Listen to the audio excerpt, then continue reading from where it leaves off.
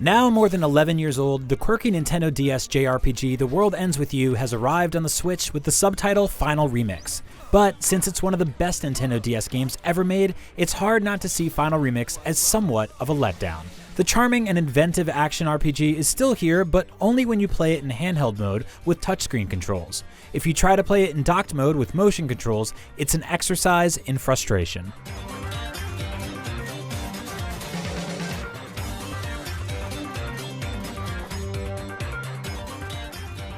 The World Ends With You tells a touching tale of finding oneself in those painfully awkward teenage years. Its characters have complex personalities that, over the course of the 15-plus hour adventure, grow in both surprising and welcome ways. You play as Niku, a disillusioned young man who finds himself part of the bizarre Reapers game in Tokyo's Shibuya district. His social isolation is cleverly represented by the fact that only other players and game masters can see him. Visually, Final Remix looks slightly better than the iOS port Solo Remix. The character models are sharper and the streets of Shibuya have a bit more color and detail.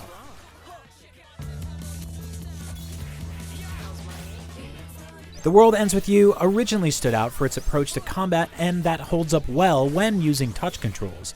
Niku collects abilities to help him take out the enemies, and they're activated by slashing, tapping, or dragging.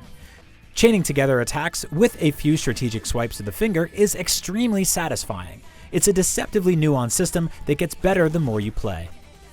Final Remix does add one new unlockable post-game mission called A New World that ups the thrill of going back through the chapters after the credits roll. There are also a few new types of enemies, more ability pins, and a remix of the excellent original soundtrack that has a heavier, distorted sound with a fresh arrangement. The battle system is further heightened by fashion trends. Each area in Shibuya has a list of brand names, some popular, some unpopular, which smartly compels you to switch up your abilities on a regular basis.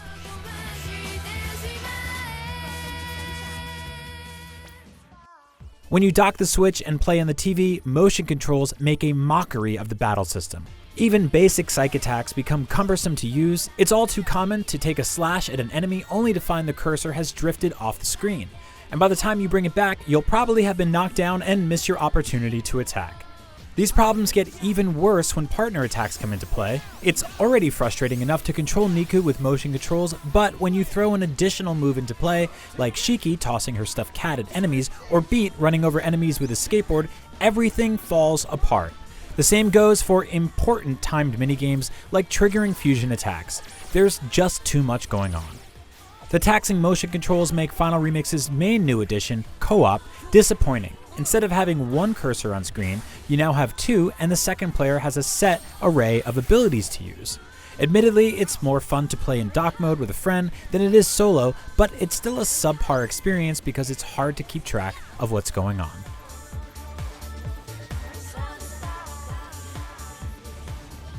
Because of the Switch's two modes, The World Ends With You Final Remix is simultaneously a good port and a bad one.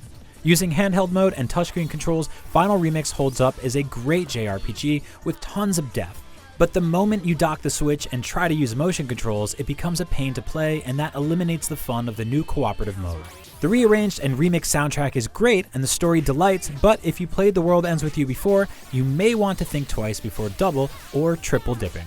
For more RPGs, check out our reviews of The Bard's Tale 4, Valkyria Chronicles 4, and Divinity Original Sin 2. And for everything else, stick with IGN.